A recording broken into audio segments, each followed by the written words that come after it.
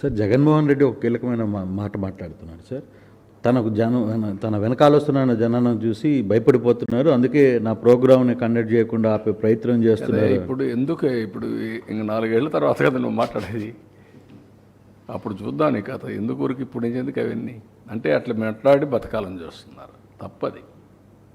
ఎవరు ఇది నేను ఎందుకే మీకు ఒక మాట చెప్పాను, విచిత్రమైనటువంటి మనస్తత్వాలు ఉండే వ్యక్తులు అమరుగా ఉంటారు. ఎవరన్నా మాట్లాడతారా? పోలీసులు తిడతారా?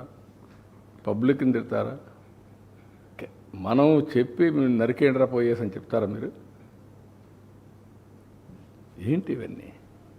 ఎవరైనా ఎక్కడన్నా విన్నారా మీరు? ఎప్పుడన్నా చూసారా ఈ పోకళ్ళు ఈ రాష్ట్రంలో? ఈ రాష్ట్రంలో దేశంలో ఏ రాజకీయ నాయకుడైనా, ఏ రాజకీయ పార్టీ అయినా ఇలాంటి ఒరవడు ఉందా? చంపేయండి, పొడి చేయండి, లేదంటే ప్లే కార్డ్స్ పెట్టుకొని వచ్చి డెమాన్స్ట్రేట్ చేసి ఆనందపడిపోవడం. ఎక్కడికి పోతున్నాం? దాన్ని చూసి ఏం నేర్పిస్తున్నాం మన సమాజంలో? చాలా ప్రమాదం ఇవన్నీ. ఎమ్మెల్యేలందరినీ ఇళ్ళకి వెళ్ళమంటున్నారు ఏడాది పాలన సందర్భంగా. ఈ సందర్భంగా వచ్చినటువంటి నేతల్ని చంద్రబాబు గారి మేనిఫెస్టోని గుర్తు చేసుకుందామని చెప్పేసి మొత్తం నేను ఆయన కూడా గుర్తు చేసుకొనే ప్రజలు చేశారు. అది మర్చిపోతే ఎట్లా? ఎందుకు ఇచ్చారు 11 సీట్లు? ఇట్లా ఏదో పనులు చేసే కదా. ఆ ఏదో పనులు చేస్తే ఏమవుతారు మీరు? రేపు అదే అవుతుంది. కానీ అది చేయడం తప్పు అంటాను నేను. సరే, మీరు ఒక మాట అడుగుతున్నా, ఎవరై వెళ్ళిపోవడానికి?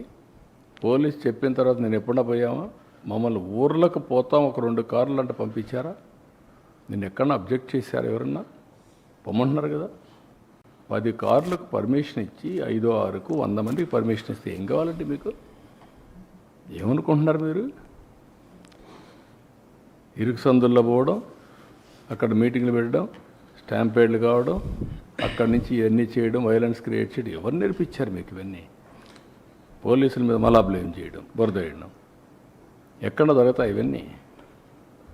కొంచెం ఒక పద్ధతి, ఒక ప్రొసీజర్, ఒక హుందాతనం ఉండాలి నాయకులకి.